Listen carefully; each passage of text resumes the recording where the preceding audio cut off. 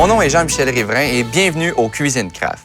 Ça peut sembler impressionnant de servir un rôti de côte de bœuf. Aujourd'hui, je vous montre comment avec un rôti de côte de bœuf aux herbes et à l'ail. Première des choses, qu'est-ce qui fait le goût de cette fameuse pièce de viande-là? C'est le gras intramusculaire qui va arroser la viande, qui va la rendre très juteuse pendant la cuisson.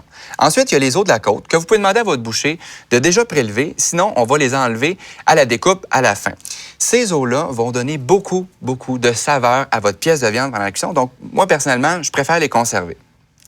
Maintenant, je vais passer au lavabo pour laver les mains.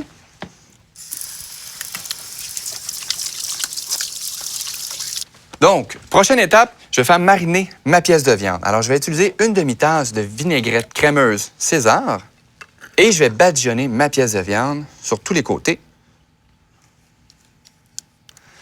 L'avantage avec cette vinaigrette, c'est que votre rôti va avoir une riche saveur d'ail.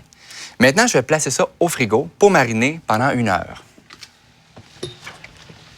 Ma viande a bien mariné et je l'ai transférée dans une rôtissoire. Si vous n'en avez pas une à la maison, vous pouvez le faire dans n'importe quel plat allant au four 13 par 9. Et là, moi, je vais placer ça au four à 325 degrés pendant 1h45. Pendant ce temps-là, je vais préparer la sauce qui va servir de croûte à mon rôti.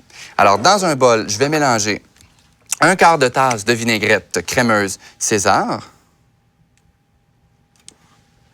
comme ceci. J'ajoute ensuite du thym et du romarin frais haché avec de l'ail et je mélange le tout. Je vais mélanger pour obtenir une belle consistance. On aurait pu le faire aussi avec des herbes séchées. Dans ce cas-là, utilisez-en 3 fois moins. Je vais maintenant badigeonner ma viande avec la préparation que j'ai faite tout à l'heure.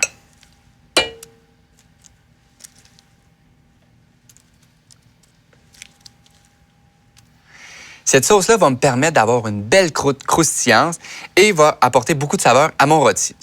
Maintenant, je vais replacer ça au four pendant 30 à 40 minutes jusqu'à une température interne de 150 degrés Fahrenheit. Et pour ça, vous allez avoir besoin d'utiliser votre thermomètre à viande.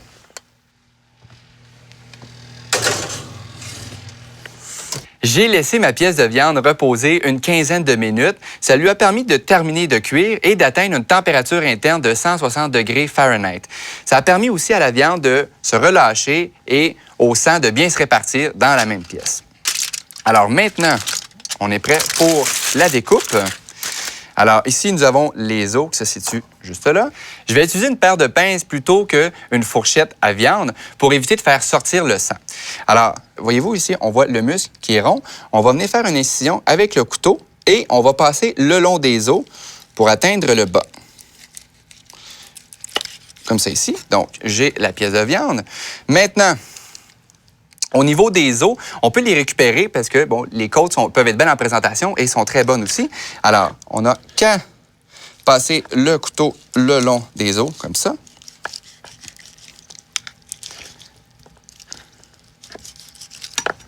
C'est ici. Et ensuite, on va venir tailler en plein centre de nos 2 côtes. Je vais maintenant mettre les os de côté, comme ceci, et je vais être prête à trancher ma pièce de viande. Pour cela, je vais utiliser un couteau éminceur, évidemment bien aiguisé. C'est très important. Alors, je vais saisir ma pièce de viande et je vais en faire de fines tranches. Et voilà. La cuisson est parfaite. Je vais être prête à servir aussitôt. Vous allez impressionner vos convives lors de vos prochaines soirées spéciales avec ce plat goûteux et cette cuisson parfaite. Pour d'autres belles idées, recettes et vidéos, rendez-vous sur craftcanada.com.